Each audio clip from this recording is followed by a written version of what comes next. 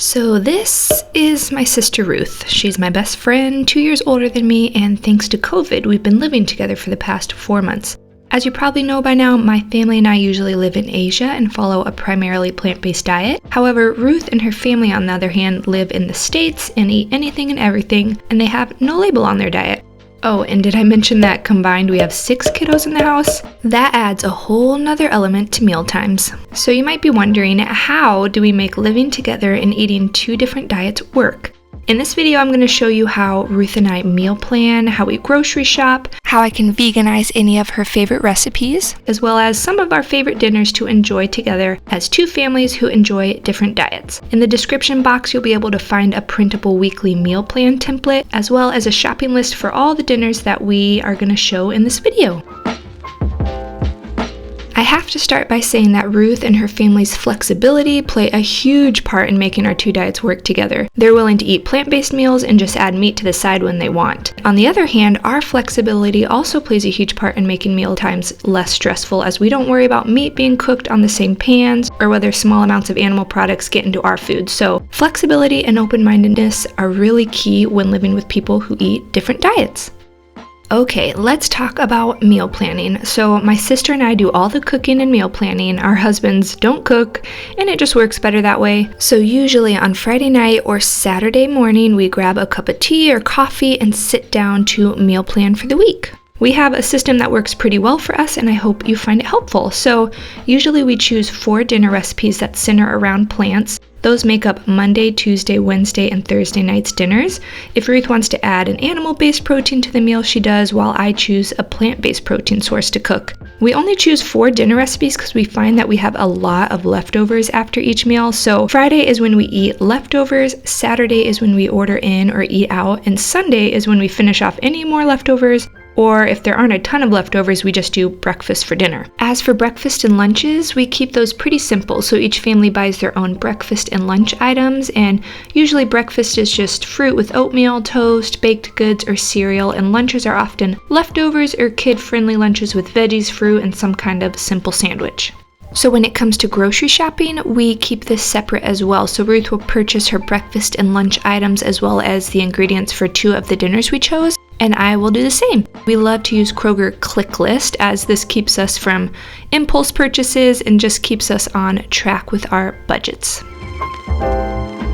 Okay, now we are to the best part of the video, which are the recipes. And so I'm going to show you our favorite recipes to enjoy as 2 families who eat different diets, and how I can veganize pretty much any recipe. So my sister suggested a quick beef ramen noodle recipe for Monday, and after looking at the recipe, I knew I could veganize it really simply just by swapping out the protein. So to start, I'm going to whip up a sauce with some soy sauce, vegetarian oyster sauce, hoisin sauce, and some mirin. And you're just going to whisk all this until well combined and set it aside.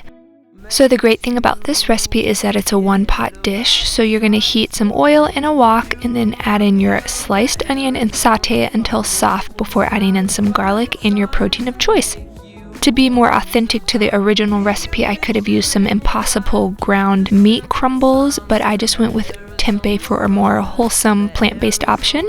And once I had that browned, I added in my sauce, and you're just going to allow the tempeh to caramelize before using your spoon to push the tempeh to the side of the pan. And then you're going to add in some water, bring the water to a boil, and then add in your ramen noodles.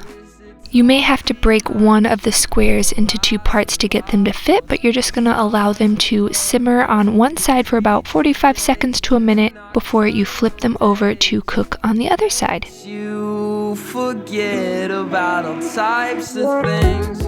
Once your ramen noodles have softened, which only takes about 2 minutes, you're just going to toss them in the sauce, loosen them up a little bit with some tongs before adding the noodles, the tempeh to a bowl. Add some garnish like green onion, toasted sesame seeds, and red chili flakes, and you are ready to enjoy. We love to serve any noodle dish with roasted or sauteed veggies, so this night we had it with some red cabbage and bok choy to round out the meal, and this was such a delicious meal that everyone enjoyed. Next up, I'm sharing another quick and easy 1-pot dish for white bean chili. So this is a recipe we found early on when we started living together, and we make it on a very regular basis because all you have to do is saute some onion and bell pepper in a little bit of oil until soft, add in your spices and allow them to toast a little bit. Then you're going to add in a bunch of different canned beans along with some salsa verde, vegetable broth, and full-fat coconut milk to make this nice and creamy. And then all you have to do is allow this to simmer until you are ready to serve. Add in some fresh lime juice for zest.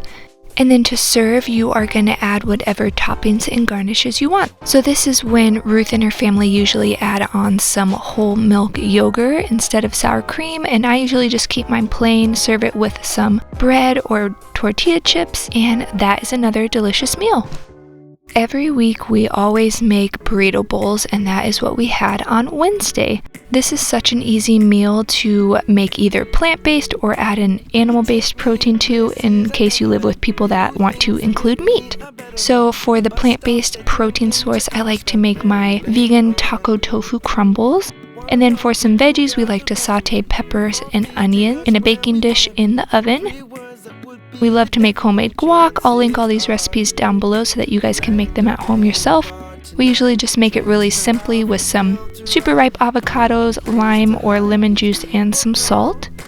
And when we have time, we love to make this chipotle lime cauliflower that is to die for. And that's basically all the cooking involved. We used canned refried beans, salsa if we want it, tortilla chips, and just steam some white rice for the base. My sister often makes some ground beef, but we just stick to the tofu and refried beans for our protein source, and it works great. The fourth meal we chose for this week was sweet and sour chicken or tofu.